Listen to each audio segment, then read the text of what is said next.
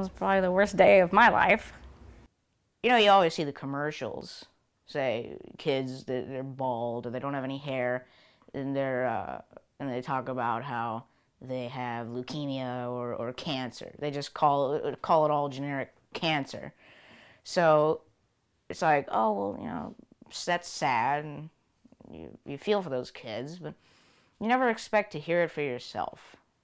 You have it. Leucemia era lo que menos imaginaba el niño de 13 años Michael Capo, cuando en la primavera pasada sus nódulos linfáticos se hincharon hasta alcanzar el tamaño de un limón.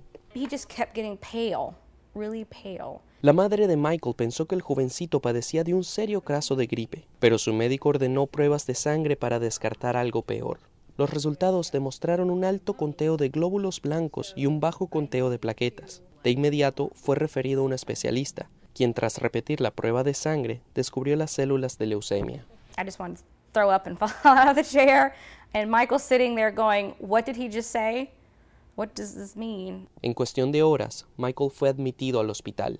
The very first thing they did was a spinal lumbar puncture with chemotherapy, and they also did the bone marrow aspiration to check how bad the leukemia was inside the bone marrow, and when those results came back, it was 89% leukemia cells versus the healthy cells that you'd rather have in your bone marrow. El cuarto 2215 se convirtió en el hogar de Michael por las próximas 3 semanas. Sus días se tornaron en una rutina de quimioterapia, transfusiones de sangre y plaquetas, pruebas de médula ósea y exámenes de espina dorsal.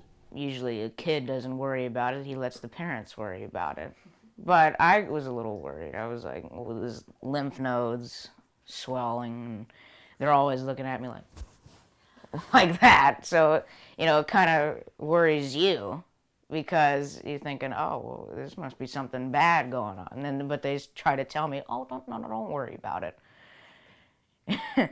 But that doesn't always help. Para tratar de ayudar, la compañía del padrastro de Michael, GeoCare, organizó un evento de recolección de sangre donde 50 personas donaron. Otras 15 se inscribieron en el Registro Nacional de Médula Ósea. Thank you, thank you, thank you, thank you. Because without it, he would be very, very sick. And the platelets too, because his platelet levels have dropped down to like 25. And so any little cut, I don't even let him open an envelope. Don't open an envelope. Don't play with the butter knife. Don't do anything sharp. Just put it down and I'll take care of it. Aproximadamente 2 meses después del diagnóstico de leucemia, Michael entró en remisión. You just kind of go from phase to phase, and it's not really much of a big surprise because, you know, you're still getting chemo. When they say, we're not going to give you chemo, any kind of chemo, and you're cured, okay, then I'll celebrate. A Michael todavía le quedan 2 fases de mantenimiento que incluyen la quimioterapia y pruebas de la médula ósea. Between the blood and the platelets and stem cells and everything, I'm just grateful that we have this technology, whereas even 20 years ago, his chances of survival were very minimal. Now it's 85% cure rate, never coming back, to go away. Siempre y cuando Michael continúe respondiendo al tratamiento, podría ser sometido a un trasplante de médula ósea.